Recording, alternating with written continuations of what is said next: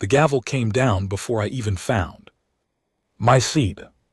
I'd been standing at the entrance of the Grand Chamber of the Galactic Council for less than 40 seconds when the session was called to order. The chamber was enormous, a circular hall carved from a mineral that glowed faintly blue.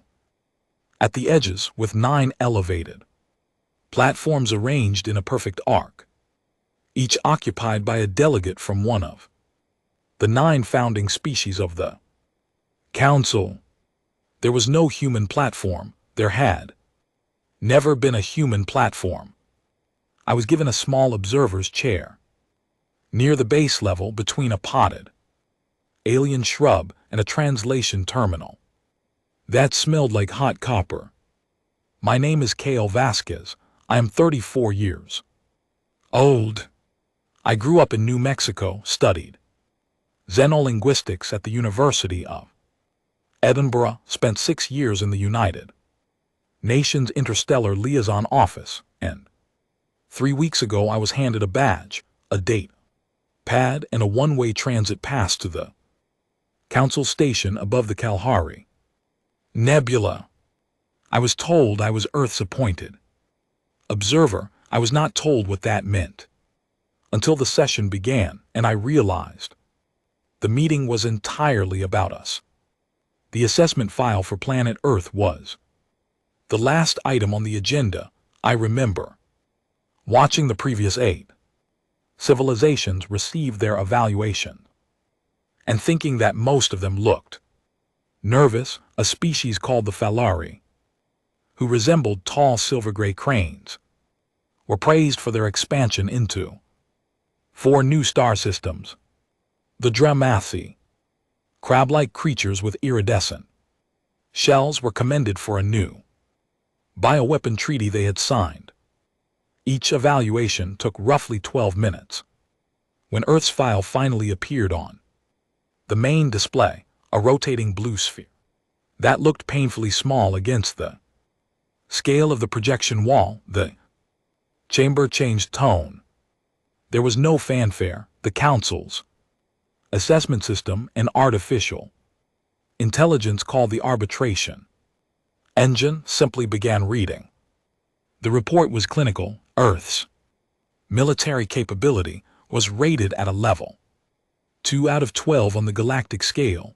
Our fastest ships could reach only a fraction of the distances most Council species considered standard. We had no psionic capacity on record. Our average lifespan was described as critically short. Our biological resilience ranked below average. Our political unity index was the lowest of any species ever presented before the Council, with hundreds of separate governments, thousands of languages, and a recorded history dense with internal conflict. The engine noted that Earth had in the past 3 centuries alone come close to ending its own civilization on multiple occasions through environmental collapse, resource depletion, and the development of weapons capable of ending all complex life on the planet's surface. The chamber was quiet in the way that rooms go quiet when something uncomfortable is being confirmed. The senior delegate from the Krilquochen species, a broad stone-gray being named Vorthox, whose people had founded the Council 7,000 years ago, raised a long 4-fingered hand when the engine finished reading. He did not look at me. He addressed the chamber the way a professor addresses a room when the exam results are being handed back.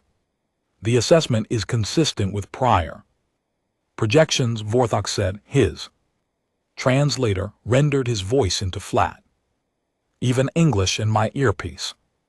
The species designated as human shows no measurable advancement toward any of the 12 Council vitality metrics. They remain a fractured, short-lived, low-capacity civilization with a documented pattern of self-destructive Behavior.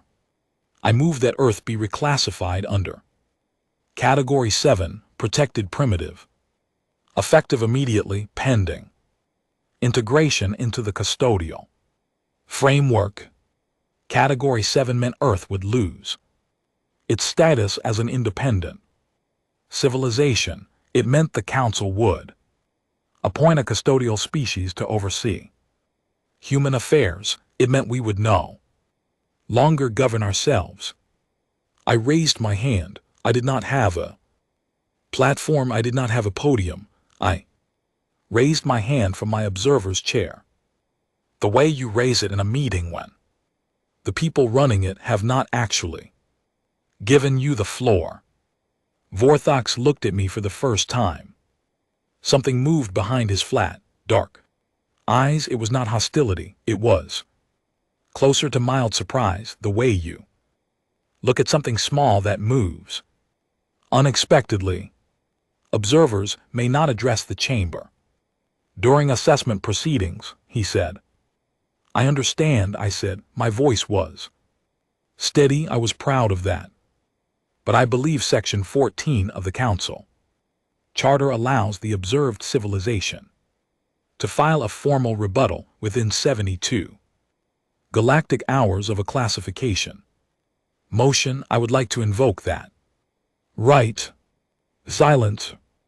One of the other delegates, a thin, pale being from a species called the Velhari, who I would later learn had been watching humans quietly for decades, leaned forward slightly. A junior analyst 2 seats down from Vorthox typed something quickly into her terminal. Her name, I would learn later, was Sareth. She was young by Krill quote Shan standards, barely 200 years old. And she was the only one in that chamber who seemed genuinely curious rather than dismissive. Vorthox spoke after a pause that lasted exactly long enough to feel deliberate. Section 14 is noted. The observed species has 72 galactic hours to submit a formal rebuttal. The motion is temporarily suspended pending that submission. He glanced at me once more. We expect standard format, military readiness projections, resource capability assessments, technological development timelines. I understand what you expect, I said. I picked up my data pad, stood, and walked out of the grand chamber. The council station's outer corridor stretched out before me in both directions, lit by strips of amber light.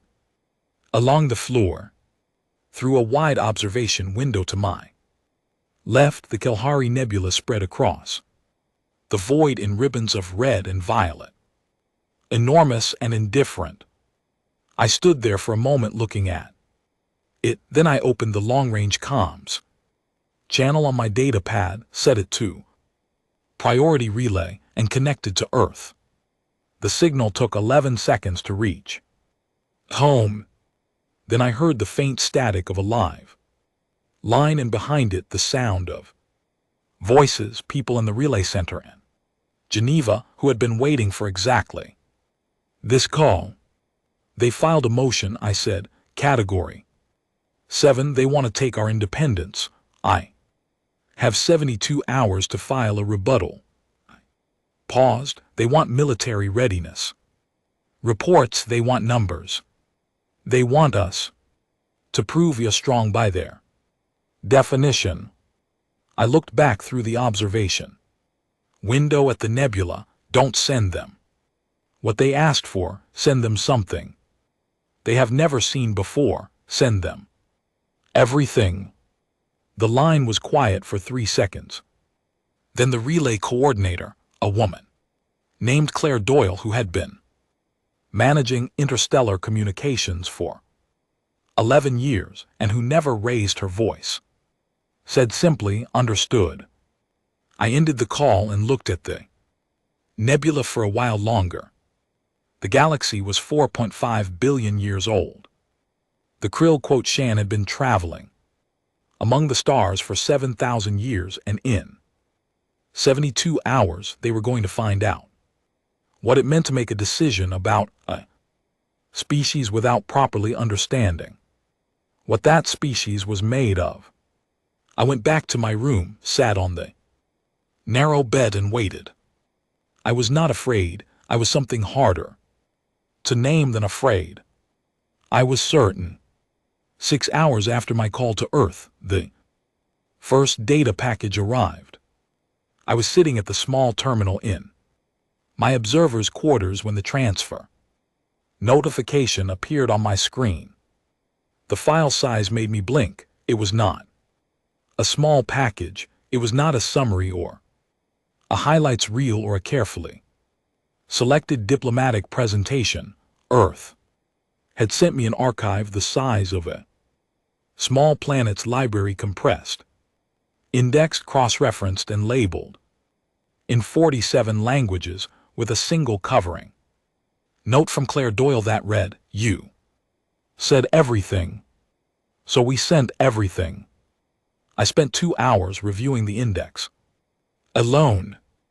There were 4.3 million individual entries: art, music, literature, scientific papers, engineering, schematics, medical discoveries, philosophical texts, historical records, legal documents, speeches, letters, maps, architectural designs, mathematical proofs, agricultural innovations, the diary of a 14-year-old girl from Poland who hid in an attic during a war and kept writing about the world she intended to live in when it was over.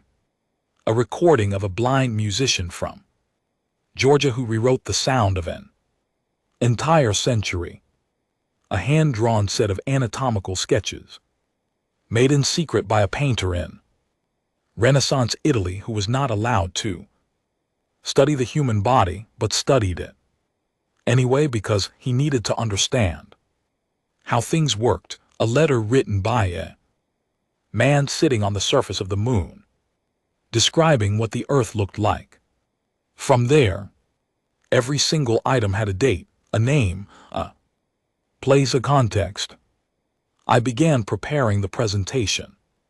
Format not for the formal chamber session but for the Council's junior analysts, the working staff who processed incoming data before it reached the delegates. Their offices occupied a long corridor on the station's third level, a place the senior delegates rarely visited. Sarath was among them. I had looked her up in the station's public staff directory. After the session, she was a junior compliance analyst, which meant her job was to check that assessment reports followed the correct procedural format. It was a technical role. She had never, according to her file, been involved in a classification decision before. I sent her a formal request for a data review meeting. And GT snorts. And GT protocol required that rebuttal evidence be reviewed by at least one council analyst before it could be submitted. The request was routine. She accepted. Within 20 minutes, when I arrived at the analyst court of the next morning, Sarath was waiting outside her office door. Up close, she was smaller than she had appeared in the chamber. Her people were broad rather than tall, with dense gray-blue skin and eyes set wide apart, dark as polished coal. She wore a junior analyst insignia on her collar, a small silver ring. She looked at the volume of data I was carrying on my portable drive with an expression I could not immediately read. "This is your rebuttal submission?" she asked. "Part of it," I said. We went inside. Her office was neat and precise, the way offices look when the person using them takes their work seriously. She cleared space on the review table, connected my drive, and waited. I did not start with the obvious things. I did not start with scientific achievements or engineering feats.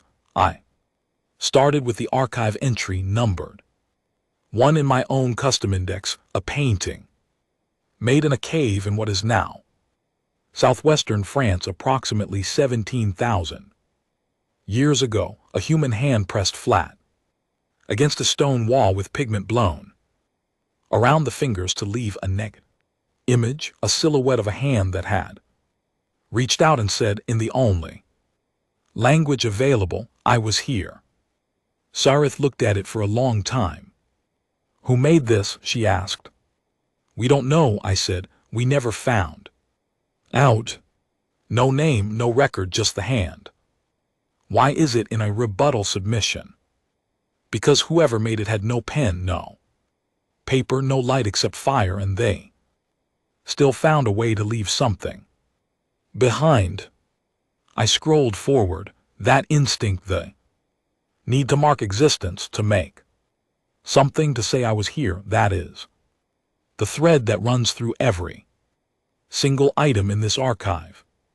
I took her through 200 entries over the next 3 hours, not a lecture, a conversation. I snorts, pulled items at random, let her stop me, answered her questions, asked her some back. She was precise and careful in how she framed things, a quality I respected. She did not perform enthusiasm or discomfort.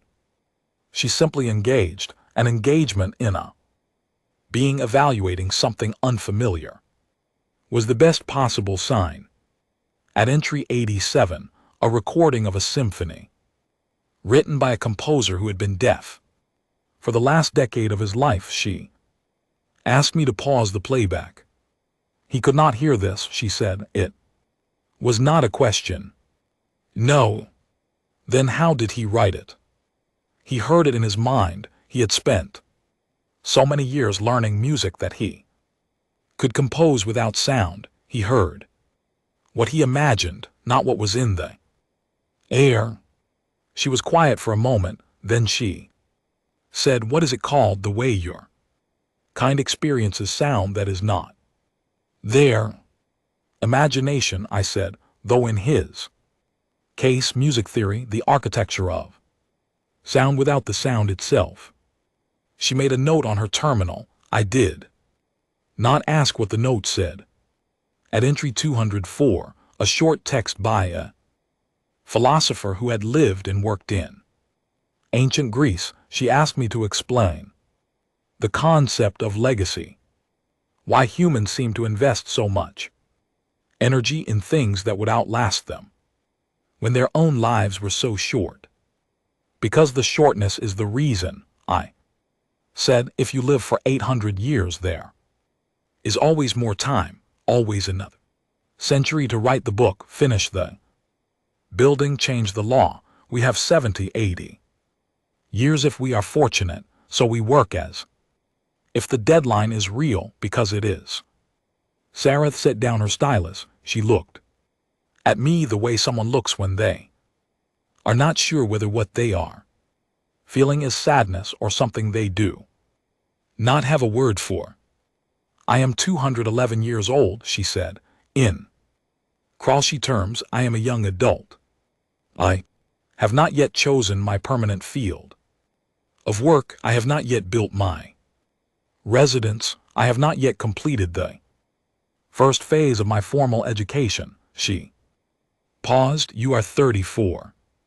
Yes. And you are already here doing this? Yes.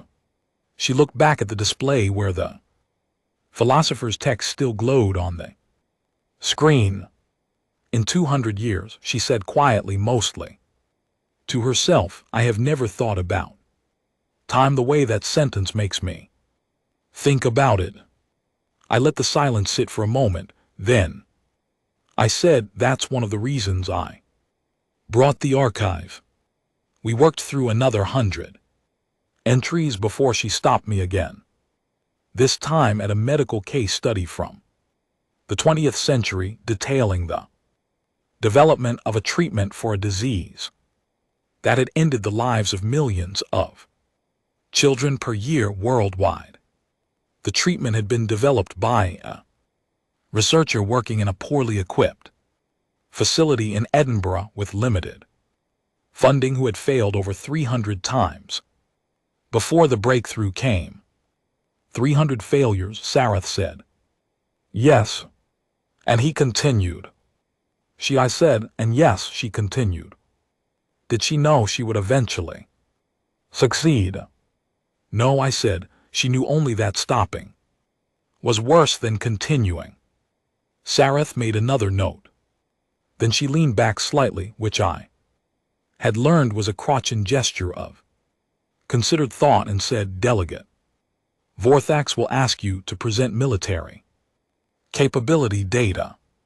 He has already circulated a memo to the senior analyst team indicating that any rebuttal not conforming to standard classification metrics will be procedurally ineligible. I know, I said. This archive would not be accepted under standard classification metrics.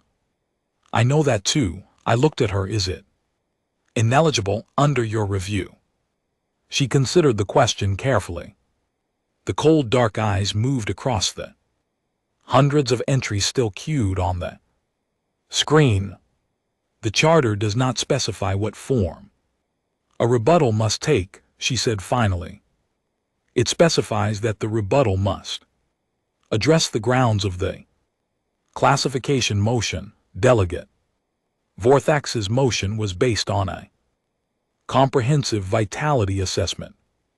A comprehensive response to vitality could be argued to encompass cultural, intellectual, and developmental data as well as military metrics. She paused. That is my legal reading of the text. Thank you, I said. I am not advocating for your species. She said quickly. I am applying the charter. I know, I said. That is all I asked. She looked at the archive index one more time, then she said something I was not expecting. What is grief? I looked at her. The question was direct, unguarded, the kind of question a person asks when they have been sitting with it for a while and finally decided to say it out loud. It is what you feel when you lose someone, I said, someone you love or admire or need, someone whose absence changes the shape of your days. It is the understanding that they are gone and the understanding that you will continue anyway, and the particular difficulty of holding both of those things at once. Sareth did not write anything down this time. She just held the question, turned it over quietly behind her eyes. We do not have a word for it, she said. At last, in Krashen we have a word for loss of resource, a word for biological severance, a word for the administrative state of being without a partner or parent. She paused, but not for what you described. I know, I said gently. That was one of the reasons I needed you to see the archive. She did not speak after that for a long time. We sat in the quiet of her small office while the archive glowed on the screen. Between us, 4 million entries deep. Every one of them made by people who knew exactly how much time they did not have. Outside, across the station's upper levels, Delegate Vorthax was preparing a formal procedural challenge to my rebuttal submission. He had no idea what was actually coming. The council's observation arena occupied the entire southern face of the station, a wide, low-ceilinged space fitted with transparent panels that looked out directly into open space. It was used for live demonstrations, species presentations, and what the council called capacity evaluations. In simpler terms, it was where civilizations were expected to perform. I had requested use of the arena for 6 hours. Vorthax had objected on procedural grounds, Sarath had quietly filed a counter brief citing 3 separate charter provisions. The arena was approved for 4 hours, which was more than enough. The crew of the Earth vessel, a small research and liaison ship called the Meridian, crewed by 12 people from 12 different countries, had docked at the station the previous evening. I had met them briefly in the transit corridor. Their names were Owen, Priya, Sione, Annika, Callum, Lena, Dale, Freya, Hassan, Nadia, Riku, and June. Between them, they held degrees in medicine, structural engineering, linguistics, materials science, navigation, environmental systems, emergency response, xenobiology, cryptography, logistics, marine biology, and classical music. None of them had ever been to a Galactic Council station before. All 12 of them walked off that ship with the same look on their faces, calm, focused, slightly fascinated, the way professionals look when they step into a situation that is genuinely new and choose to treat it as interesting rather than frightening. I liked them immediately. The senior delegates were not required to attend the arena demonstration. 4 of them came anyway. Sarath was there. 3 other junior analysts stood along the back wall. Vorthax arrived late, took a position at the far end of the viewing gallery, and crossed his thick arms in a way that made his position on the proceedings entirely clear. I introduced the crew briefly, named their disciplines, and explained the structure of the demonstration. 3 separate exercises, no advanced preparation provided by me, no council technology assistance, only the tools and knowledge the crew had brought with them. The first exercise was medical. 3 days earlier, I had quietly asked the station's facilities coordinator if there was a current maintenance problem anywhere on the station, something real, not staged. There was. A Valhari technician named Oru had suffered a serious pressure-related injury in a maintenance shaft 2 days before and was recovering in the station's medical bay. The council's own medical team had stabilized him but lacked the specific microsurgical equipment to complete the secondary repair to a small but important blood vessel near his shoulder joint. They had been waiting on a parts delivery from Valhari space. I had asked Oru if he would consent to be treated by our medical team. He had said yes without hesitation, which I found quietly moving.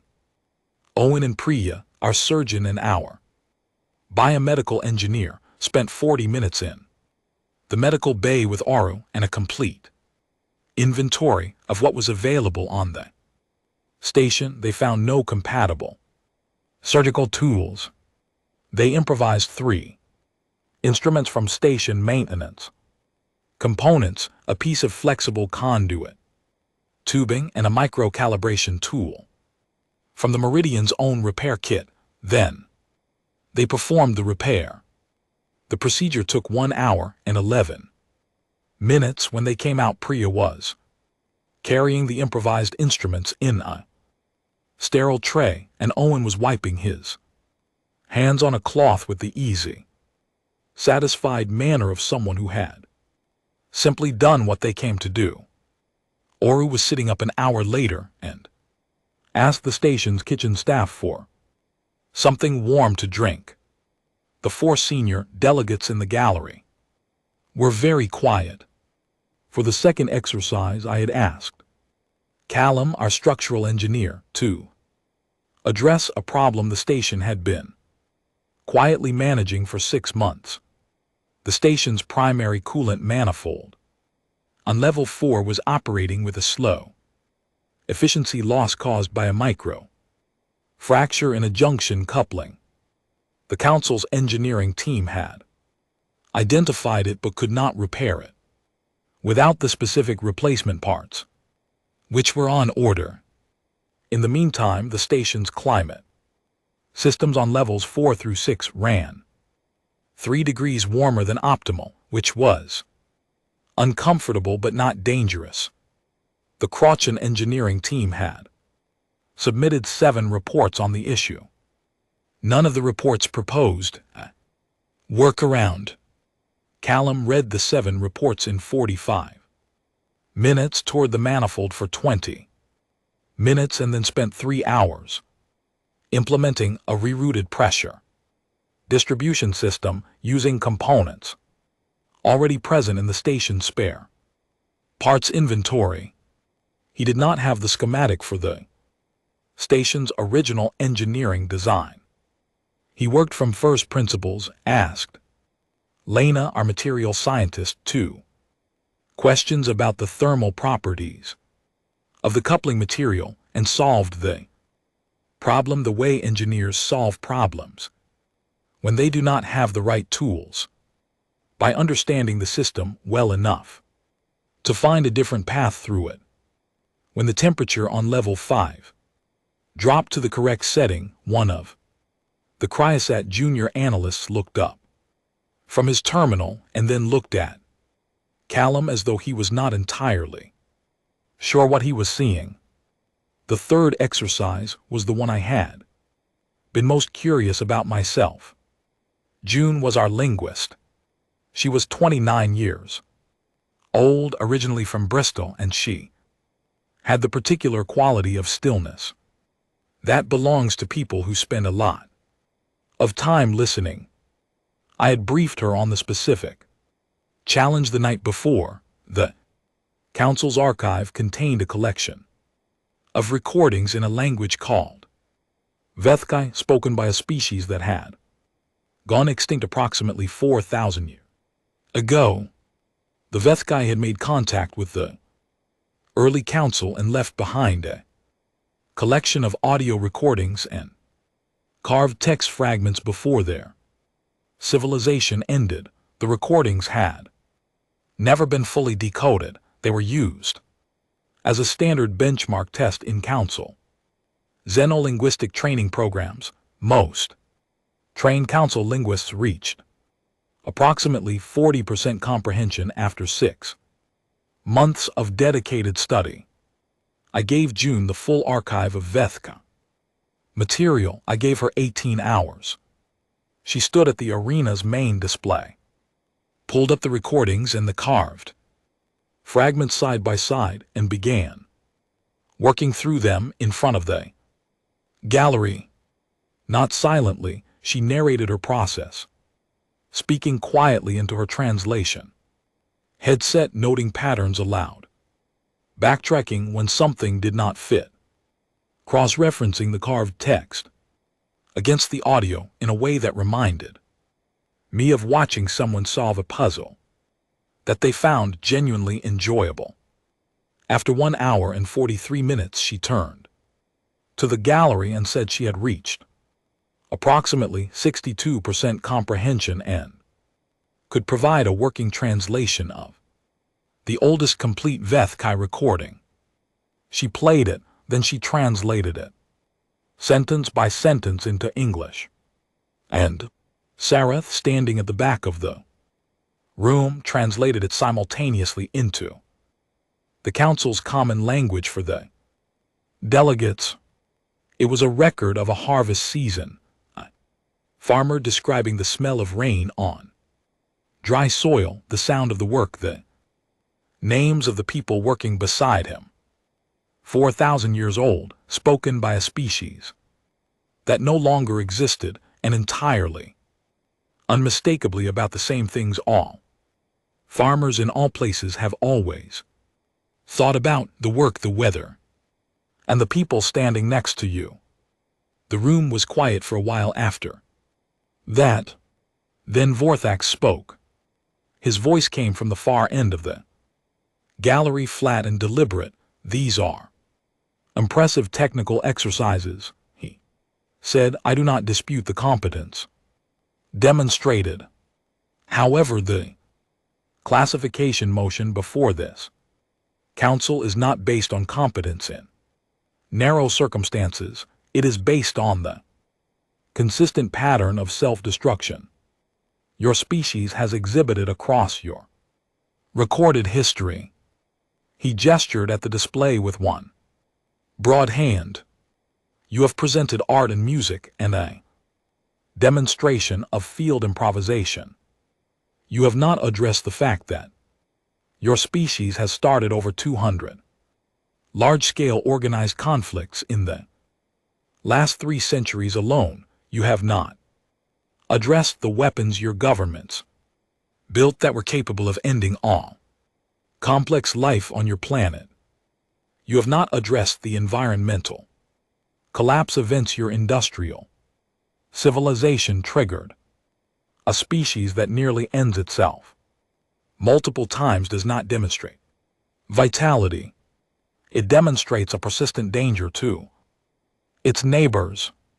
The gallery was very still. I had been waiting for this moment. I had thought about how to answer it for 2 days.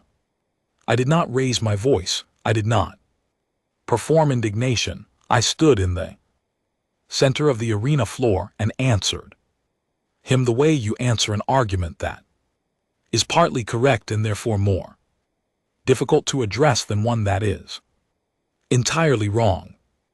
You are right, I said. That surprised him. I could see it. Everything you listed happened, I said. The conflicts, the weapons, the environmental damage, it is all in the record. We did not ask Earth to remove those items from the archive. We sent everything, including the worst of it, because the worst of it is part of the answer, not a contradiction of it. I paused. Every atrocity in that record was eventually condemned by us. Every weapon built for mass destruction was eventually challenged, limited, or dismantled by us. The environmental collapse events triggered the largest coordinated scientific and policy effort in human history organized by us. No external force civilized humanity. No council intervention corrected our direction. We did it ourselves, imperfectly, slowly, painfully, and without stopping. I looked at him directly. You are evaluating us on the basis of our worst moments and concluding we cannot be trusted with our own future. But our worst moments are precisely the reason you should trust us with it. Because we looked at those moments, judged them, and changed course, not once, over and over. That is not a sign of danger. That is the definition of a civilization that is still growing. The silence in the arena lasted long enough to become something more than silence. Sareth at the back of the room had stopped writing. Vorthak said nothing for 7 seconds. Then he said, the formal session will reconvene tomorrow. The council will deliberate. He left the gallery without another word. One of the other senior delegates, the Velhari representative, a pale, quiet being named Ethos, who had said almost nothing during the entire assessment period, stopped beside me as the gallery cleared. She looked at me for a moment with her wide, unreadable eyes and then said, very softly, he is not wrong to be cautious, but he is wrong about what he is being cautious of. She moved on before I could ask what she meant. I stood in the empty arena for a while, looking out through the transparent panels at the open stars. Owen came and stood beside me. He did not say anything, neither did I. We just stood there the way people stand when something large has just moved through a room and the air is still settling. Outside, the stars were the same as they had always been, But something in the station felt different. Something had shifted, not dramatically, not with noise or declaration, but in the quiet way that real things shift when the right words finally land in the right place. Tomorrow the council would deliberate. I was ready. The formal session was called for the following morning, and I arrived at the Grand Chamber 20 minutes early. I had not slept much, not from worry. Something closer to alertness. The kind of wakefulness that comes when the situation you are in has reached the point where all the preparation is done, and what remains is simply to be present for whatever comes next. I had reviewed my notes once, set them aside, and spent the last hour before the session watching the nebula from my quarters window. It looked the same as it always did. That was reassuring. When I entered the chamber, the analyst stations were already occupied. Sarath was at her terminal in the second row, focused on her screen. She did not look up, but as I passed, she placed 2 fingers briefly on the edge of her desk, a gesture I did not recognize but which felt from its quietness like acknowledgement. I took my observer's chair between the copper-smelling translator and the alien shrub and waited. The 9 delegates filed in. Vorthax was the last to arrive. He moved to his platform with the deliberate pace of someone who is performing composure rather than feeling it, which was interesting because in all the time I had watched him, he had never needed to perform it before. Something had changed in how he carried himself, and the change was small enough that most people would have missed it. I did not miss it. The session chair, a rotating position, held that month by the Falari delegate, a silver-gray figure named Thessaly, called the chamber to order and announced that the deliberation on Earth's classification would proceed. Standard protocol allowed each delegate to speak once before the vote. 6 delegates spoke, 3 declined. The first 3 speakers were broadly in favor of the original motion, category 7, protected primitive. Their arguments were measured and consistent. Earth's internal instability, its low technological development relative to the galactic average, its lack of unified governance. They were not hostile arguments. They were the arguments of beings who genuinely believed they were applying a reasonable standard. The next 2 speakers were opposed.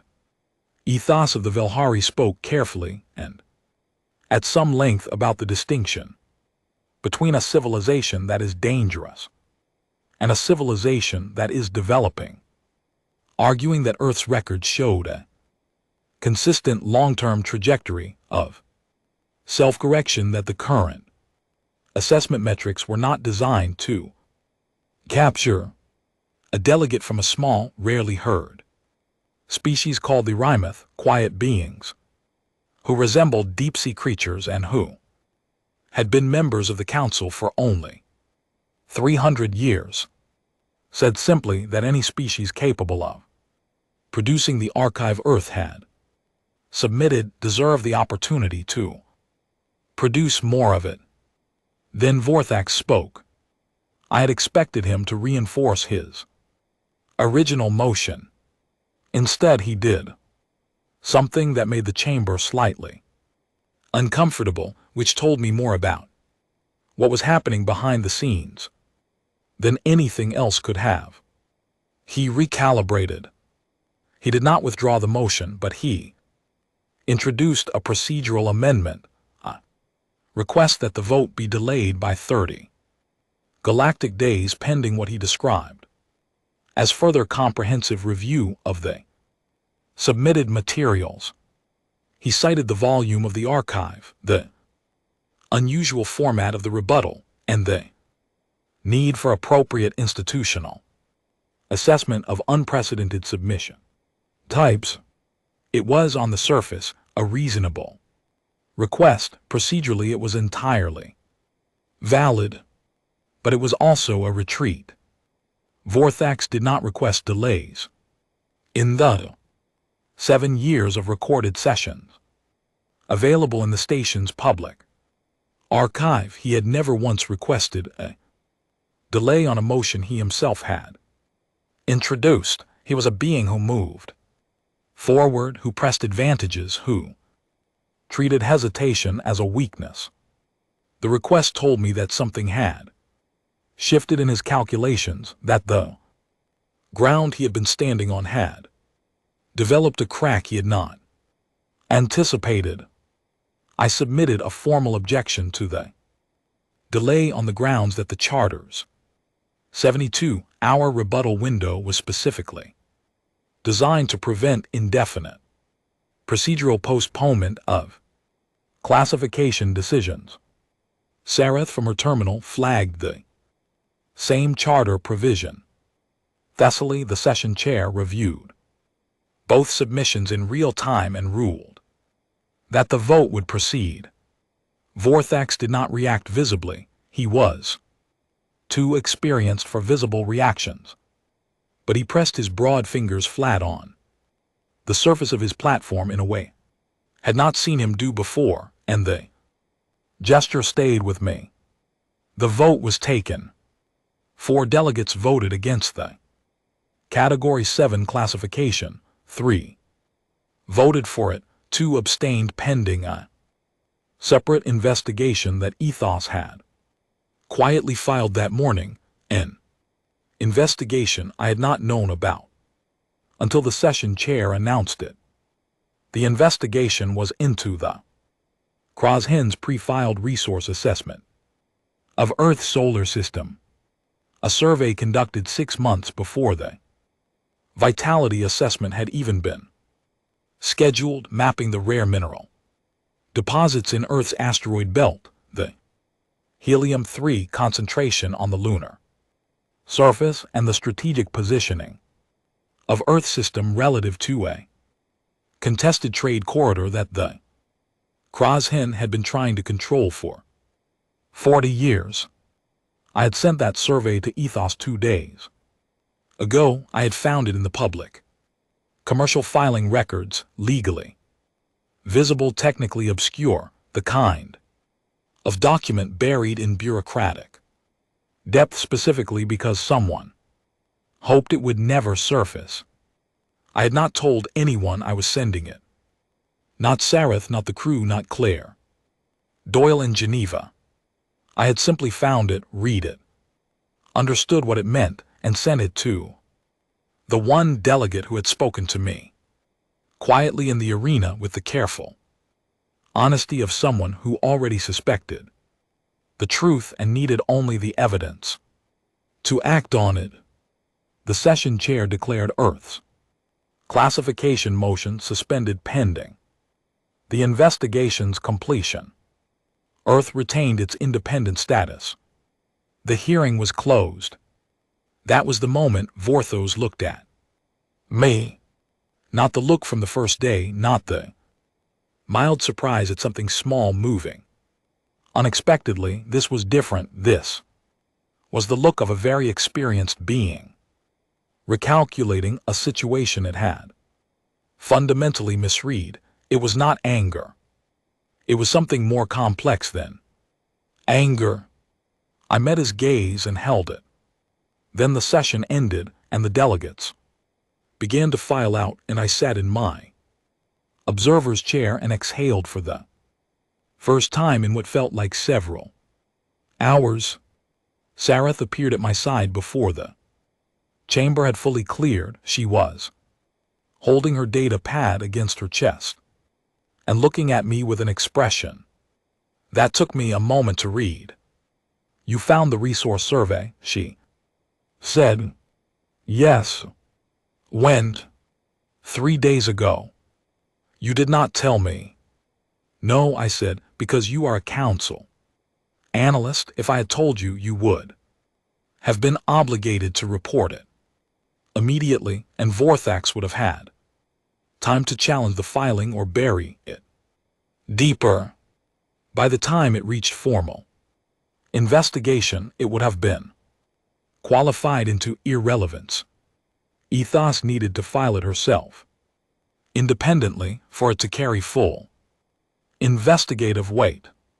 Sareth was quiet for a moment, then she said, "That is a precise understanding of our procedural system for someone who has been on the station for less than 2 weeks. I read the charter," I said, "all of it on the transit ship on the way here." She looked at me for a long moment, then she said something in Croshen that my translator rendered as a rough approximation of the concept. "You came here prepared to be underestimated." I stood and picked up my data pad. "I came here prepared," I said. Underestimation was already in place. When I arrived, I started toward the chamber exit. Behind me, I heard Sareth say quietly, not to me, just to the empty air of the chamber as the last delegates left, "Remarkable." I did not turn around. Outside in the amberlit corridor, I opened a channel to the Meridian. Owen answered. "How did it go?" he asked. "The motion is suspended. The corruption investigation is open. We keep our independence." There was a brief silence on the line.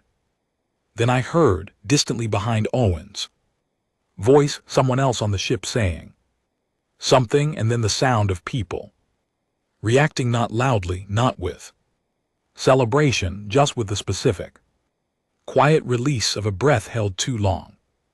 "Claire is going to want a full debrief," Owen said. "I know, tell her I will transmit everything within the hour." I paused. "How is Oru moving his shoulder this morning?" Asked Priya if she would send him the schematic for the improvised instrument, so his people could manufacture a proper version. I smiled. "Tell Priya yes." I ended the call and stood in the corridor for a moment. The investigation into Vorthax's resource survey would take time. It would be contested. The Croshen had significant influence in council procedures, and influence of that kind did not dissolve because of a single filing. There would be more sessions, more arguments, more careful navigation through a system designed by beings who had been building it for thousands of years and who had never seriously expected a species like ours to learn it well enough to use it. But the motion was suspended. Earth was independent, and somewhere in the Council's records an investigation had been opened that would not be easy to close.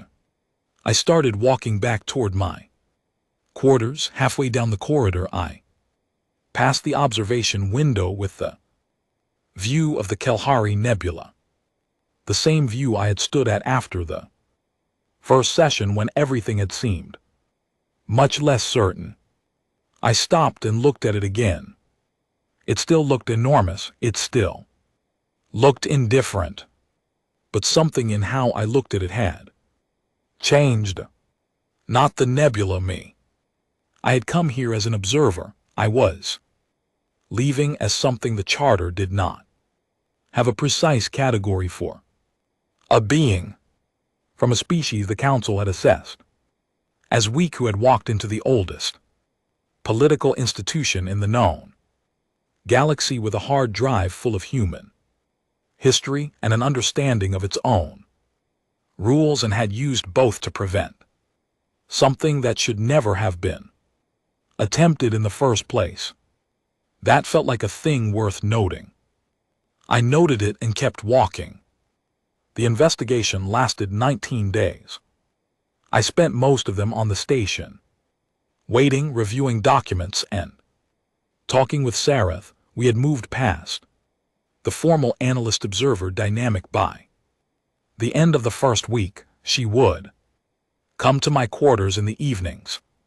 After her shift, sit in the second chair by the terminal and ask questions, sometimes about the archive, sometimes about specific humans she had read about in the records, sometimes about things that had no direct connection to the case at all.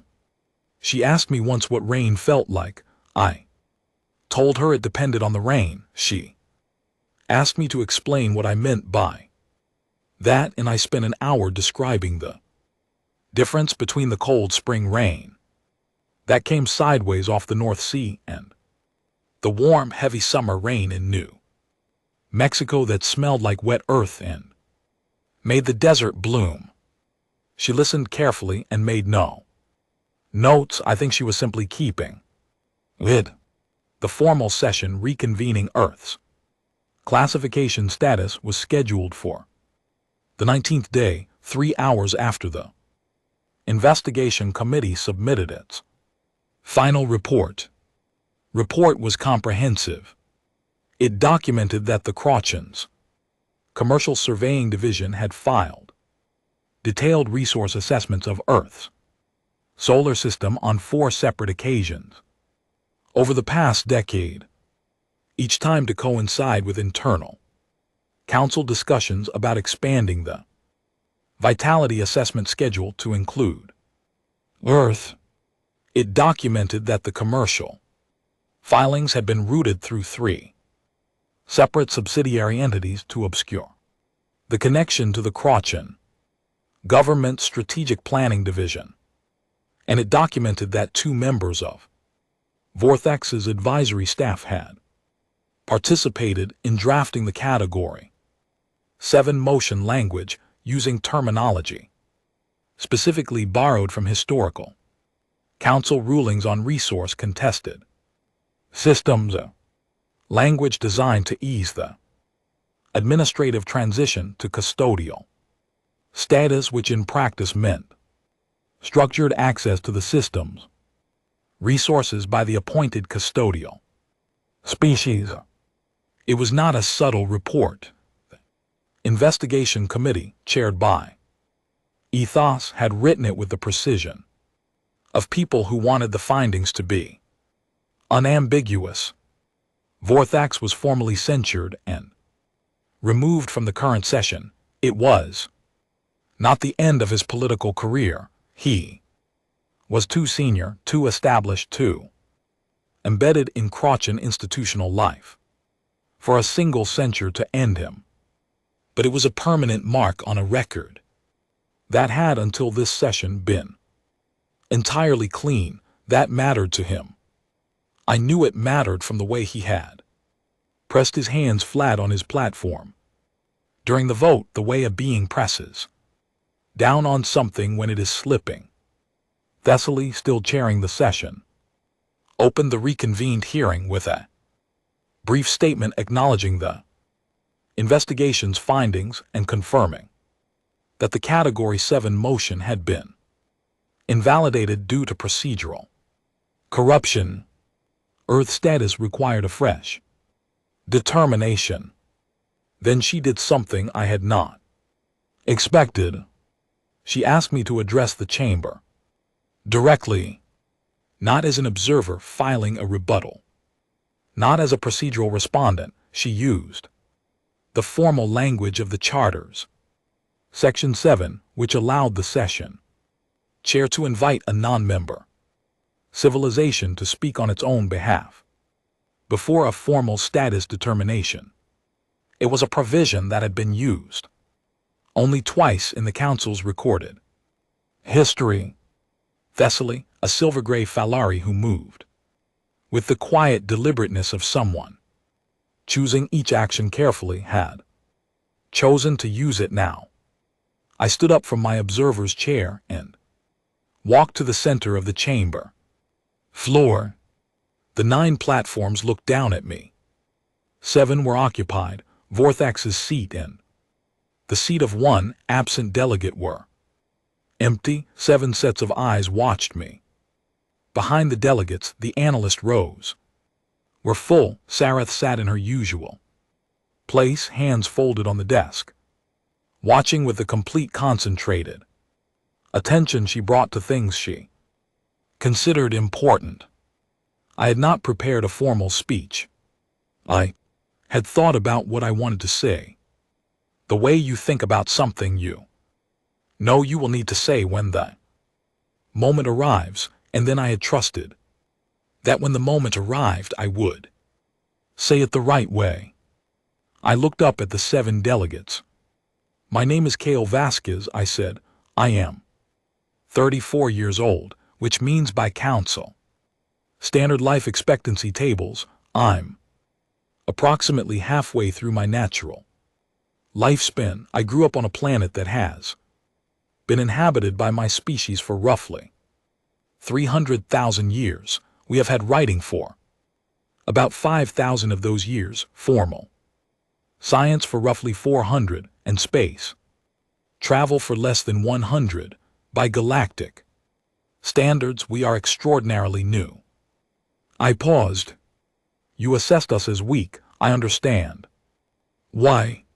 The metrics you used are real metrics, and on most of them we do not perform well. We are short-lived. We are fractured. We are still working through the consequences of decisions made generations before the ones currently alive were born. We have been at various points in our history our own worst problem.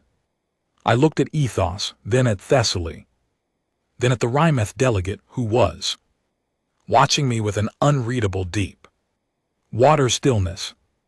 But I want to tell you what those metrics do not capture, because I think it matters more than anything else I could say here today. I took a breath. There is a concept in human philosophy called the long arc. It refers to the idea that history does not move in straight lines. It moves in arcs, and those arcs, if you have the patience to follow them far enough, tend to bend towards something better than where they started. We have a name for it because we need a name for it, because there have been many points in our history where the arc seemed to be bending the wrong way, where the weight of our failures threatened to pull us permanently off course, and someone, usually someone ordinary, usually someone without power, often someone who would not live to see the outcome, pushed back. I thought of the hand on the cave wall. And GT snorts. And GT, the deaf composer at his desk hearing a symphony in the silence, the researcher who failed 300 times and continued because stopping was worse. We are not the strongest species in this galaxy, I said. We are not the oldest, the most advanced, or the most unified. We are a young species from a small planet, still in the early chapters of whatever it is we are going to become. And we came here today not to prove that we are powerful. We came here to ask for the simple right to continue. The chamber was very quiet. Not because we deserve special consideration, not because our history is clean, it is not, and we know it, but because a civilization that has made the mistakes we have made and faced them and changed and faced them again and changed again without ever fully stopping is a civilization that is still becoming something, and something that is still becoming should not be frozen in place before it finishes. I stood still for a moment. The archive we submitted contains 4.3 million items. Every one of them was made by a person who knew they were going to die. Every one of them was made. Anyway, that is not weakness. That is what it looks like when a species refuses to let its own limitations be the final word about what it is capable of. I let the last sentence settle. Earth does not ask to be judged on what We ask only to be measured by what we are still becoming. I walked back to my observer's chair and sat down. The vote was taken 40 minutes later. Following brief consultation among the delegates, the result was 5 in favor of reclassification, 0 against 2 abstentions. Earth was reclassified as provisional sovereign, a status that granted full self-governance rights, formal council, observer membership with eligibility to apply for full membership within 50 galactic years, and access to basic inter-council trade frameworks. It was the fastest reclassification from unclassified to provisional sovereign council history. Thessaly noted this in the formal record, without additional comment, in the way someone notes something they consider worth noting. The session closed. The chamber began to empty. I sat in my observer's chair for a while. I was not trying to feel the weight of the moment. That is a thing people say they do, and I have always suspected is mostly performed. What I actually felt was tired in the way that is entirely comfortable. The tiredness that follows a task completed rather than one avoided.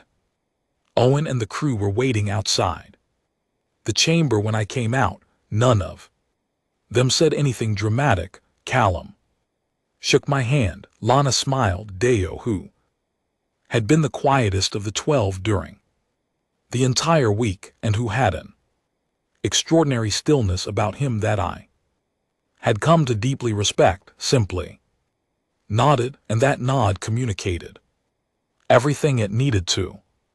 June handed me a small folded piece of paper. I looked at her. Old habits, she said. Open it later. I put it in my pocket. Sarif found me in the corridor near the observation window, the same view of the Kalahari Nebula that I had stood at the beginning of all of this. She stopped a comfortable distance away and looked out at the nebula with me for a moment before she spoke. The archive will be formally entered into the galactic record, she said. I submitted the paperwork this morning. It will be indexed under cultural heritage, scientific history, and she paused, choosing her words carefully. Developmental documentation. The first time a species' cultural output has been given full record weight, equivalent to military and technological data. Thank you, I said. It was the correct procedural action. She said, but she said it the way people say something correct when they also mean something more than correct. We stood looking at the nebula for a while. When you go home, she said at last, what will you tell them? I thought about it. About the cave painting and the deaf composer and the researcher who failed 300 times. About Oru sitting up and asking for something warm to drink. About June's folded piece of paper in my pocket. About the arc and how it bends. I will tell them it worked, I said, and that the work is not finished. She nodded slowly. Your species, she said with a careful thoughtfulness that I had come to understand was her equivalent of strong feeling, is going to be very difficult to manage. I laughed. It was a genuine laugh, the kind that comes from somewhere real. Yes, I said, we really are. I looked out at the nebula one final time. The ribbons of red and violet, enormous and indifferent, the same as they had always been, the same as they would be long after every species in that station was gone. Then I took June's folded paper from my pocket and opened it. It was a drawing, small, simple, made in the margins of a station data pad. Hand palm flat, fingers spread in the Style of a cave wall in southwestern France, 17,000 years old. Beneath it in June, small, precise. Handwriting, 2 words. We were here. I folded it carefully and put it back in my pocket. Then I walked toward the docking bay, toward the ship, toward home.